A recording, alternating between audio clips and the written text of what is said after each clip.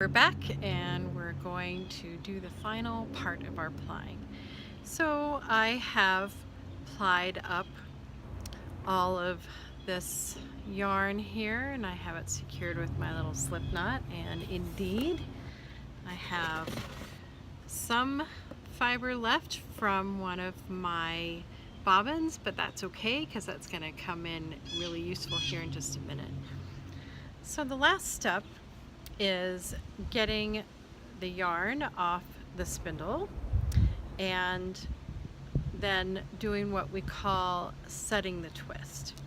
So I am going to use my box again, and I'm going to unhook one of my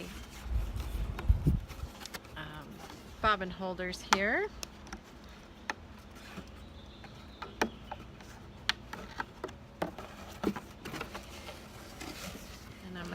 Take that off all the way. And this box ought to work pretty well.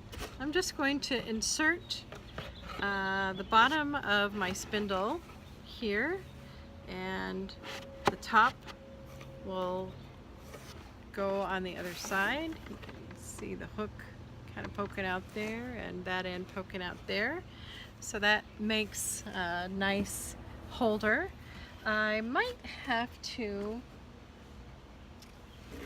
secure the hook somehow, and I might do that with the rubber band here.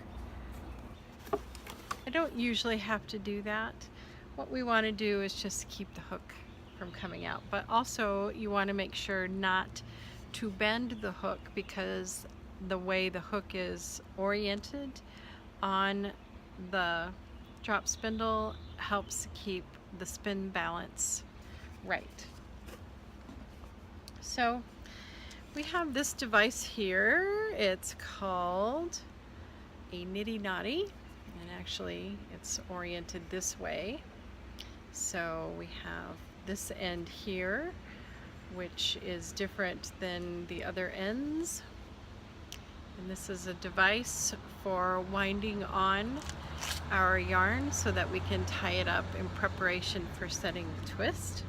I'm going to do a very short demo here of how this device is used. I am going to take the end of my yarn and put my box down here at my feet. The end of my yarn here, so that the end is towards me. I'm going to hold it with this hand. And this yarn is going to loop around here and go around this one and back up to the opposite end and back down and up here, so that I could tie these two ends together here if I wanted. This takes a little practice, but what you're doing is making a very long loop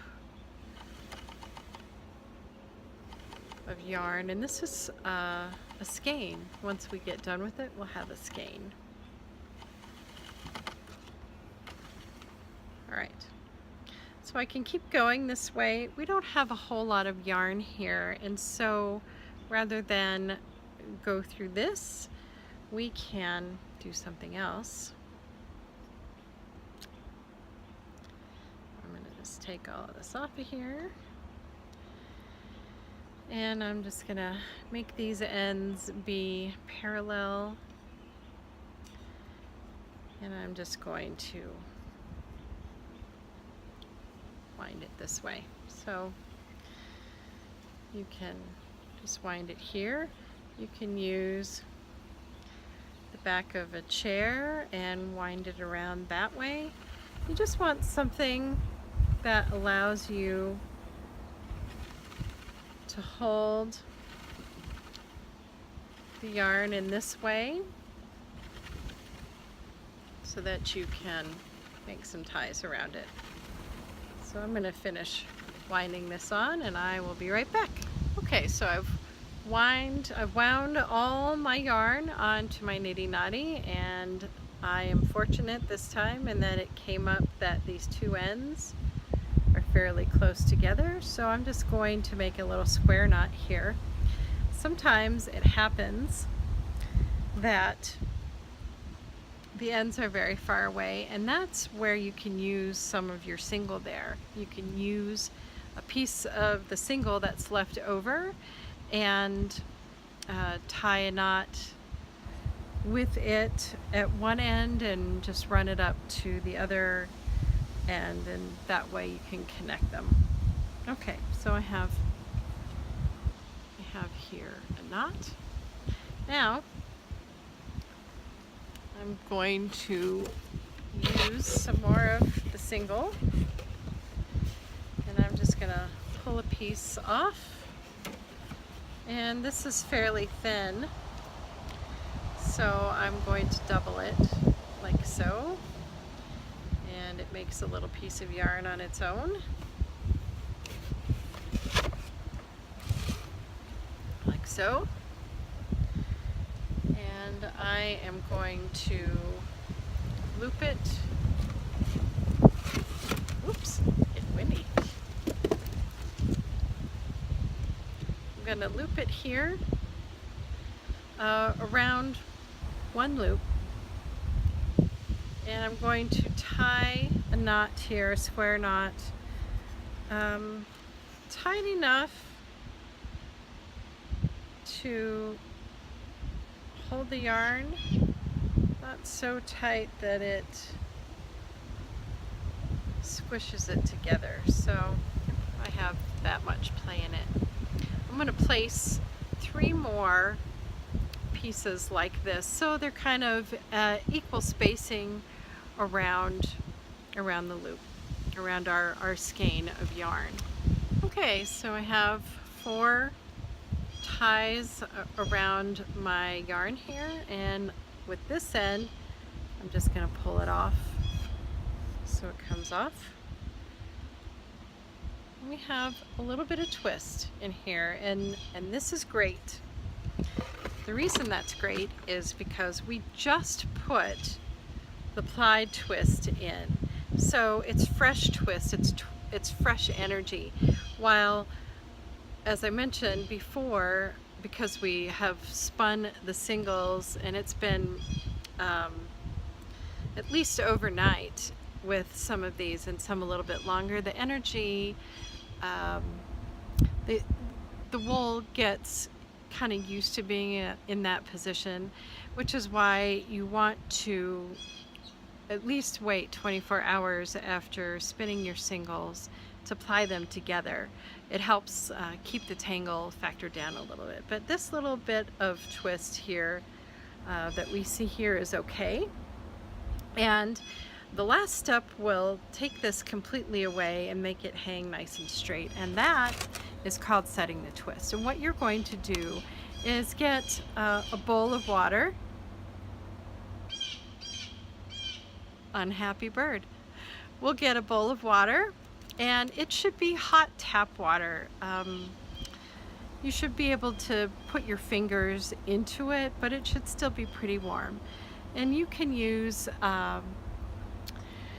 maybe,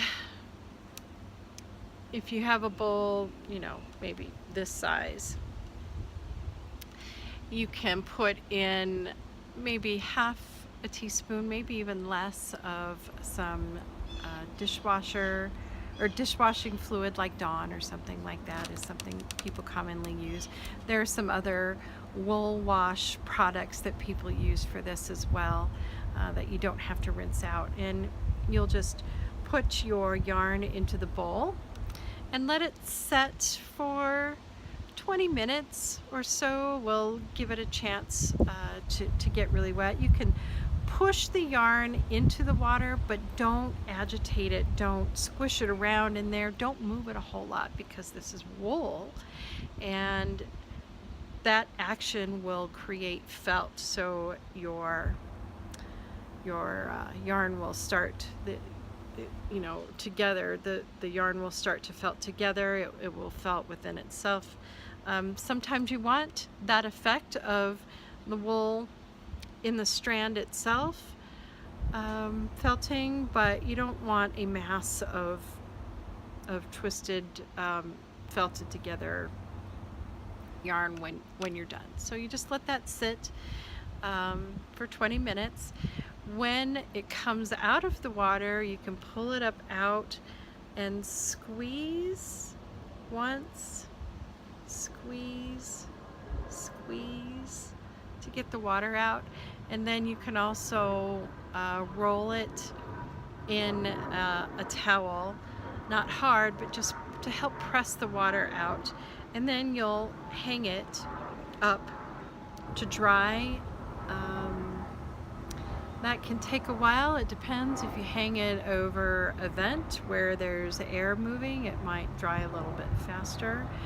Wool has the property of feeling dry even though it is wet, so you want to give it time enough to dry. You can work with it before then, but you don't want to store it like in plastic or something like that afterwards until you're absolutely sure that it's dry. And with that, you have made yarn. This has been a very quick series of videos. There's lots of information more that is out there, and of course I'm willing to answer any questions. At the end, I'm going to put up a couple of other video references. They're paid videos, but they're fantastic and it's worth your time. So I hope you keep up with this. Wool and spinning will open up a big world. There's so much to know and so many interesting things that you can do and make, and I hope you keep up with it. Thanks for being here with me, and I hope you have a great time with this. Bye.